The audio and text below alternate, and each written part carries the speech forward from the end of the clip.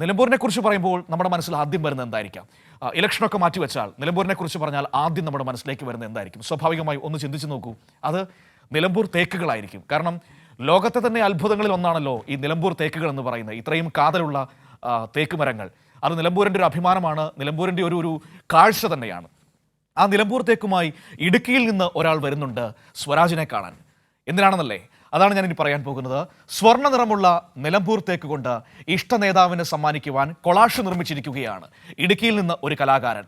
നിലമ്പൂരിലെ LDF സ്ഥാനാർത്ഥിയായ M സ്വരാജിന് സമ്മാനിക്കുവാനായാണ് ദിവസങ്ങളോളം എടുത്ത് കലാകാരനായ പ്രിൻസ് ഭുവനചന്ദ്രൻ ആ കലാസൃഷ്ടി പൂർത്തിയാക്കിയത്.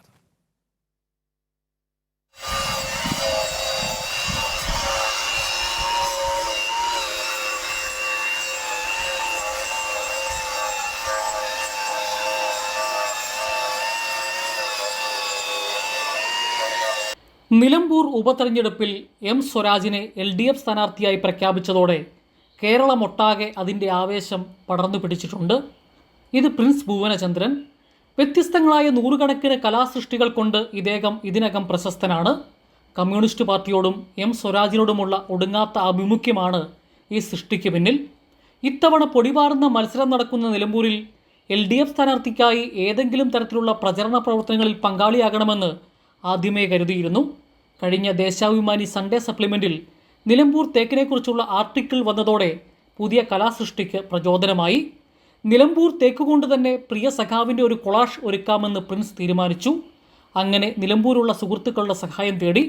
നിലമ്പൂർ നിയോജക മണ്ഡലത്തിലെ എരുമമുണ്ട 132ാമത് ബൂത്തിലെ LDF പ്രവർത്തകർ തേക്ക് എത്തിച്ചു തരാമെന്നേറ്റു. അങ്ങനെ ബസ്സിൽ കയറ്റി അയച്ച തേക്ക് ഉപയോഗിച്ച് 6 ദിവസത്തോളം പണിപ്പെട്ടാണ് രൂപം യാഥാർത്ഥ്യമായത്.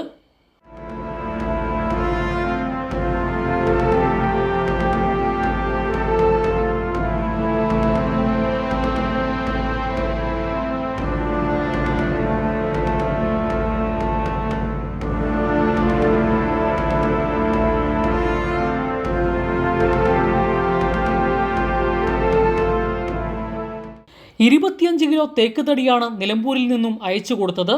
ഇതിൽ നിന്നും 560-ലധികം കഷ്ണങ്ങൾ വിവിധ ആകൃതിയിൽ മുറിച്ചെടുത്ത് കൊളാഷ് തീർക്കുകയായിരുന്നു. ഉടൻ തന്നെ കലാസൃഷ്ടിയുമായി നിലമ്പൂരിലേക്ക് പോകാനാണ് ഈ കലാകാരൻ തയ്യാറെടുക്കുന്നത്.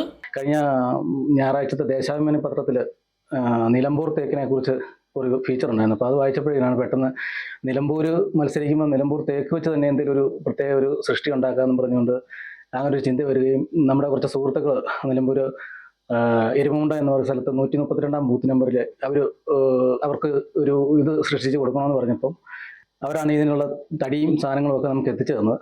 ഇത് അദ്ദേഹത്തിന് സമർപ്പിക്കുകയും അതോടൊപ്പം അവിടെ നിലമ്പൂർ എത്തിക്കാനുള്ള നടപടികൾ നടന്നുകൊണ്ടിരിക്കുകയാണ്. ഇപ്പോൾ എത്തിച്ചിട്ട് അദ്ദേഹത്തിന് കൊടുക്കുകയും അവിടുത്തെ പ്രചരണ പരിപാടികളിൽ പങ്കെടുക്കണമെന്നും കൂടാണ് ആഗ്രഹം. കുറച്ചു ദിവസം പ്രചരണ പ്രവർത്തനങ്ങളിലും പങ്കെടുത്ത ശേഷമാകും പ്രിൻസ് ഇടുക്കിയിലേക്ക് തിരികെ എത്തുക. സ്ഥാനാർത്ഥിക്ക് തന്നെ നേരിട്ട് കലാസൃഷ്ടി കൈമാറാനാണ് താല്പര്യമെന്നും ഈ കലാകാരൻ പറയുന്നു. കൈരളി ന്യൂസ്, ഇടുക്കി.